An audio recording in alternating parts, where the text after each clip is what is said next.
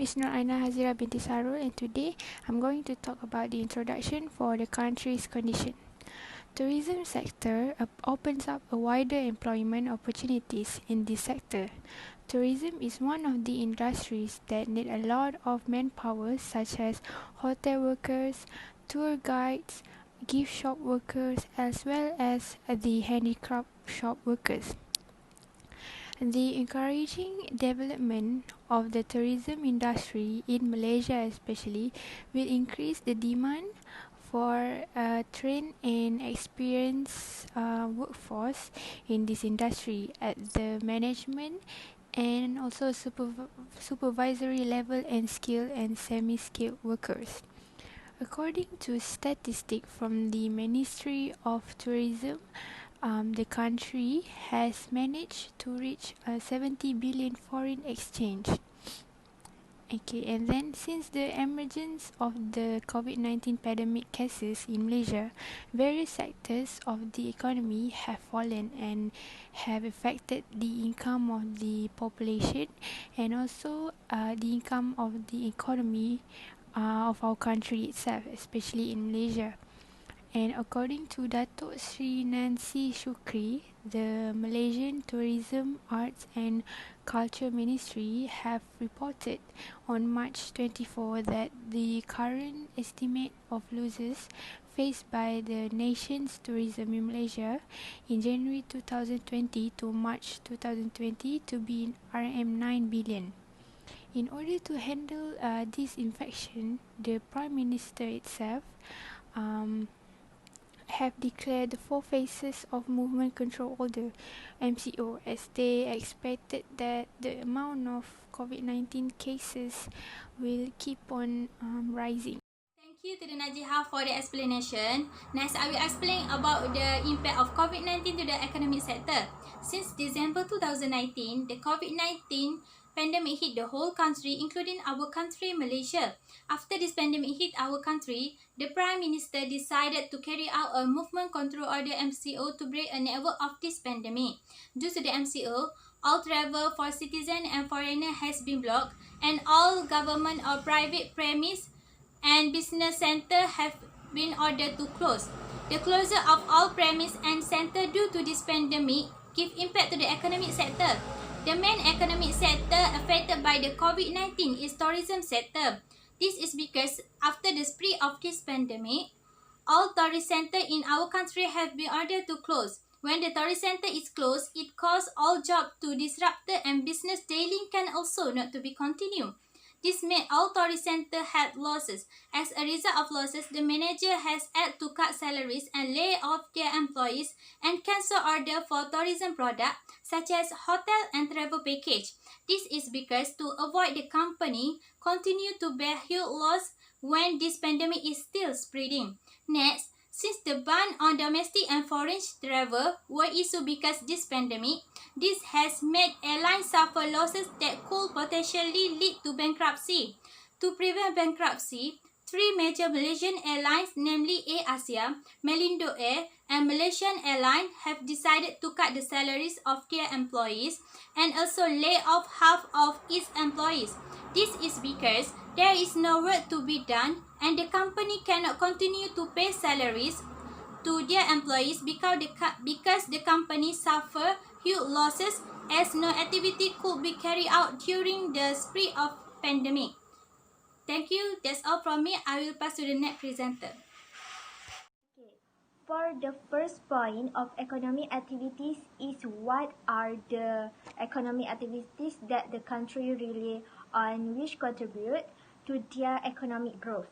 Economic activities refer to the present state of the economy in a country or region. This condition change over time along with the economic and business cycles as an economy goes through periods of expansion and contraction. Economic activities are considered to be sound or positive when an economy is expanding and are seen as adverse or negative when an economy is contracting. In this respect, the tourism sector can play an important role as a driving force of economic development. The impact this industry can have in the different stage of economic development depends on the specific characteristic of each country. For instance, many integrable culture heritage practices such as traditional festival and gatherings have been halted or postponed, and with the closure of markets for handicraft products and other goods, indigenous women's revenues have been particularly impacted. Lastly, as countries gradually lift travel restriction and tourism slowly restarts in many parts of the world, health must continue to be a priority, and coordinate health products that protect workers, communities, and travelers will support the companies. And also workers must be firmly in place. That's all from me. Thank you. Thank you to the previous presenter. Let's move into the next point, which is the policies that apply. The economic global has weakened since the pandemic COVID-19 attack. The MCO that released to help curb the pandemic has affected many sectors, including tourism. Due to this problem, there are policies introduced by the government that will partially mitigate the economic impact of COVID-19.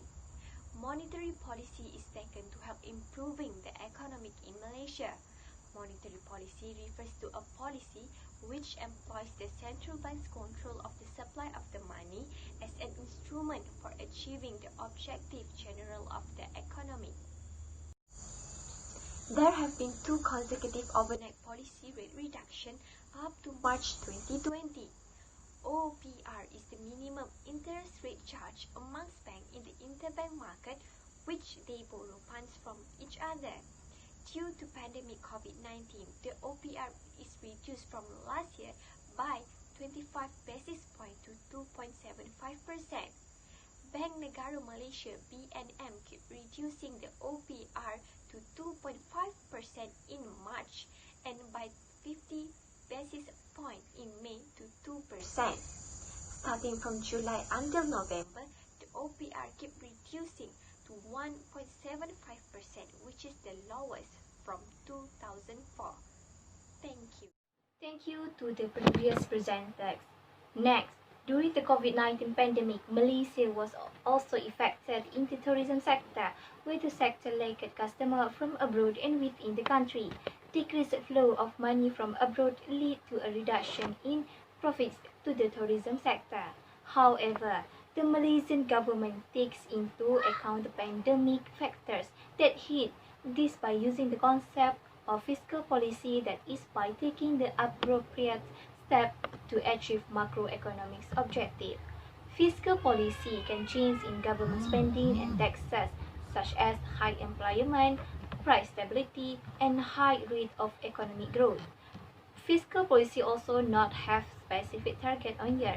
On graph from our report, we can see that have decreased from Asia chart, start from negative 33% to negative 38% from month May and June, while the stage was seen at negative 38% from July until October.